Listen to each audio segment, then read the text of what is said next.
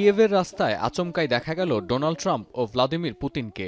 দুই রাষ্ট্রনায়কের হাতে তুরুপের তাস, কার ভাগ্য নিয়ে জুয়া খেলছেন সেও বোঝা দেয়। দৃশ্যটি ইউক্রেনের রাজধানীতে অবস্থিত মার্কিন দূতাবাসের। শনিবার এভাবেই দূতাবাসের সামনে প্রতীকী বিক্ষোভ করেন ইউক্রেনের বাসিন্দারা। যুদ্ধবন্ধের আলোচনায় রাশিয়াকে একের পর এক ছাড় দেয় মার্কিন প্রেসিডেন্ট ডোনাল্ড ট্রাম্পের ওপর চটেছেন এই বিক্ষোভকারীরা।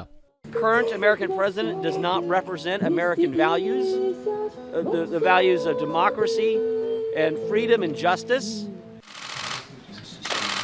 এর আগে মার্কিন প্রেসিডেন্ট ডোনাল্ড ট্রাম্পের সাথে ফোন আলাপের পর ইউক্রেনে যুদ্ধবিরতি কার্যকরে নতুন কিছু শর্ত জুড়ে দেন রুশ প্রেসিডেন্ট ভ্লাদিমির পুতিন।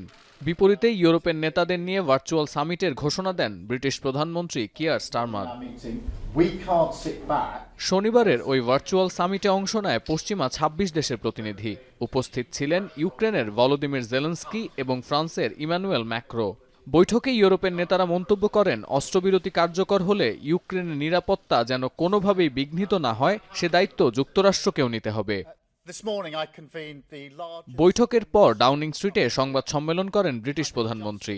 বলেন, ইউক্রেনে অস্ত্রবিরতি কার্যকর হলে দেশটির নিরাপত্তা নিশ্চিতে কাজ করবে নয়া পশ্চিমা জোট। ইউরোপীয় ইউনিয়নের সদস্য রাষ্ট্র কানাডা, অস্ট্রেলিয়া ও নিউজিল্যান্ড সহ কলিশন অব দ্য উইলিং নামের এই জোটে থাকবে এশিয়ার দেশ জাপানও। পাশাপাশি আরও জানান, ইউক্রেনের নিরাপত্তা ইস্যুতে বৃহস্পতিবার বৈঠক করবেন ইউরোপের দেশগুলোর সেনাবাহিনীর উচ্চপদস্থ কর্মকর্তারা।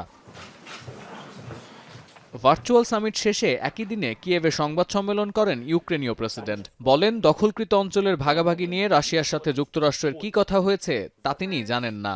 কিন্তু এই জটিল আলোচনা যুদ্ধবিরতি কার্যকরের আগে চালিয়ে যাওয়া সম্ভব না বলেও মনে করেন ইউক্রেনীয় প্রেসিডেন্ট। পাশাপাশি পশ্চিমা মিত্রদের উদ্দেশ্যে বলেন, অস্ত্রবিরতি কার্যকর হওয়ার পর যুক্তরাষ্ট্র ও ইউরোপের উপরই নির্ভর করবে ইউক্রেনের নিরাপত্তা ব্যবস্থা।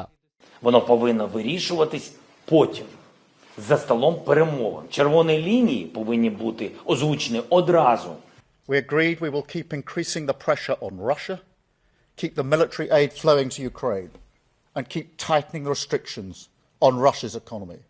ট্রাম্প পুতিন দ্বিতীয় দফা ফোন আলাপের পর আন্তর্জাতিক গণমাধ্যমের প্রতিবেদনে বলা হচ্ছে, ৩০ দিনের অস্থায়ী যুদ্ধবিরতির দ্বারপ্রান্তে ইউক্রেন ও রাশিয়া। কিন্তু শেষ পর্যন্ত অঞ্চল ভাগাভাগির প্রশ্নে কিয়েভ বা মস্কো কোনো পক্ষই যদি ছাড় না দেয়, তাহলে এই অস্থায়ী অস্ত্রবিরতি ইউক্রেনে শান্তি ফেরানোর প্রশ্নে আদৌ কোনো পাকাপোক্ত সমাধান কিনা সে প্রশ্ন থেকেই যাচ্ছে। সতীর্থ কর্মকার, এখন বিশ্ব।